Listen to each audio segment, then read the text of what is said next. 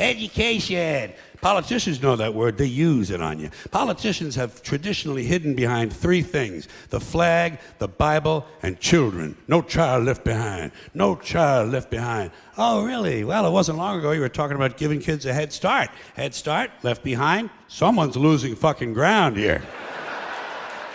But there's a reason. There's a reason. There's a reason for this. There's a reason education sucks, and it's the same reason that it will never, ever, ever be fixed. It's never going to get any better. Don't look for it. Be happy with what you got. Because the owners of this country don't want that.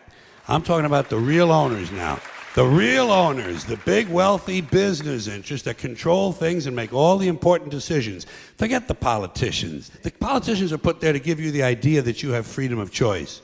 You don't. You have no choice. You have owners. They own you. They own everything. They own all the important land. They own and control the corporations. They've long since bought and paid for the Senate, the Congress, the state houses, the city halls. They got the judges in their back pockets. And they own all the big media companies, so they control just about all of the news and information you get to hear. They got you by the balls. They spend billions of dollars every year lobbying to get what they want. Well, we know what they want. They want more for themselves and less for everybody else. But I'll tell you what they don't want. They don't want a population of citizens capable of critical thinking. They don't want well-informed, well-educated people capable of critical thinking. They're not interested in that. That doesn't help them. That's against their interest. That's right. They don't want people who are smart enough to sit around the kitchen table and figure out how badly they're getting fucked by a system that threw them overboard 30 fucking years ago. They don't want that. You know what they want? They want obedient workers. Obedient workers. People who are just smart enough to run the machines and do the paperwork, and just dumb enough to passively accept all these increasingly shittier jobs with the lower pay, the longer hours, the reduced benefits, the end of overtime, and the vanishing pension that disappears the minute you go to collect it. And now they're coming for your Social Security money. They want your fucking retirement money. They want it back, so they can give it to their criminal friends on Wall Street. And you know something? They'll get it. They'll get it all from you sooner or later, because they own this fucking place. It's a big club, and you ain't in it. You and I are not in the big club. And by the way, it's the same big club they used to beat you over the head with all day long when they tell you what to believe. All day long, beating you over the head in their media, telling you what to believe, what to think, and what to buy. The table is tilted, folks. The game is rigged. And nobody seems to notice. Nobody seems to care. Good, honest, hard-working people, white collar, blue collar, doesn't matter what color shirt you have on. Good, honest, hard-working people continue. These are people of modest means. Continue to elect these rich cocksuckers who don't give a fuck about them. They don't give a fuck about you. They don't give a fuck about you. They don't care about you at all. At all. At all. Man.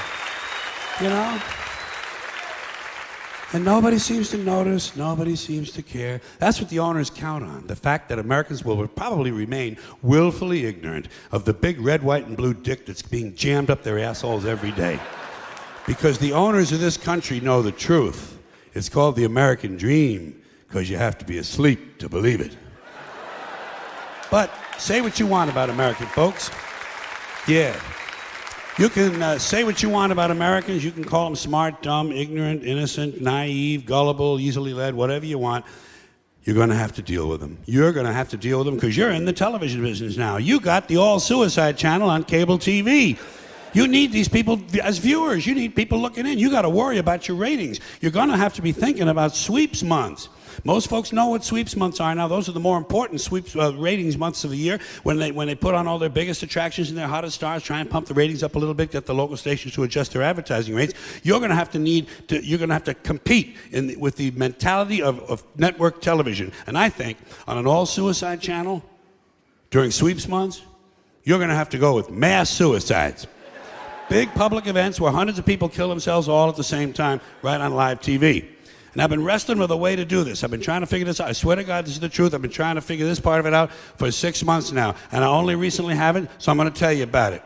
Now, we're going to have to get lots and lots of people to kill themselves on demand. How are we going to do this? That's the question. How are we going to get large numbers of people to commit suicide at a time and place of our choosing? And I mean large numbers, because don't forget, besides sweeps, we're going to have to be thinking about 24-hour-a-day programming. So to make this work, we need organization. You need a system. Can't just sit around the studio all day long and wait for people to drop by and commit suicide. What we have to do is build up a large pool of hopeless people. Suicide volunteers, people with no hope, people whom society has given up on, fate has given up on, or who have given up on themselves. Rock bottom, dead end, totally fucked up people with no hope and no reason to live. And we got our share of them, folks. Think of it as a pyramid. That'll give you a visual fix on it. Think of it as a pyramid. The pyramid of the hopeless. We're going to start building this pyramid at the very base, naturally, and the bottom layer is going to be homeless people. God knows we got plenty of them. Nobody gives a fuck about them. Nobody's taking them care. Nobody's got a plan. Nobody's got any money. Nobody's got a program. Nobody gives a fuck about homeless people. We don't know how many we have even. We know 500,000 of them are veterans, because we're so good to the veterans in this country. And we know about 1,400,000 of them are children. So we got 1.5 million children. And then God knows how many more we got. Totally fucking hopeless. In the pyramid they go. Now, the next group we're going to put in here is these are the people in prison with these long sentences they've been given. Many of them deserved, I'll grant you that. I'm sure half the people in prison are in there for things they really did. That's not a bad average, 1 out of 2. But nobody, nobody gives a shit about these people. Nobody's going to hire them if they do get out. They're never going to get out. Rehabilitation doesn't work. And the judges give them these fucking draconian sentences, 40, 50, 60, 70, 80, 100-year sentences, life term, double life. One guy, about a month ago, was given 3 consecutive life terms plus 2 death penalties. How the fuck do you serve that? Even David Copperfield can't do that shit. In order to do that, you'd have to be a Hindu. And then you got the people on death row. They ain't going anywhere. In the fucking pyramid they go. Now, the next layer, this group is self-selected. Self-selected, and a bit controversial to some ears, I guess. These are these people who claim to be depressed, okay? Apparently in this land of plenty, this richest nation in the history of the world, we're so proud of saying that, some supermarkets have 100,000 items in them. We have 19 million Americans claiming to be depressed. And some of them take medicine for it. Sometimes the medicine makes one of them commit suicide, and that depresses the shit out of the rest of them. Then you have these people who only think they're depressed. They think they're depressed because they saw the commercial on TV and the doctor looked like a good guy. The music sounded kind of peppy, and what the fuck, some of these pills would probably just pick me right up. Totally fucking hopeless mindset in the fucking pyramid. Up at the very top, we are going to put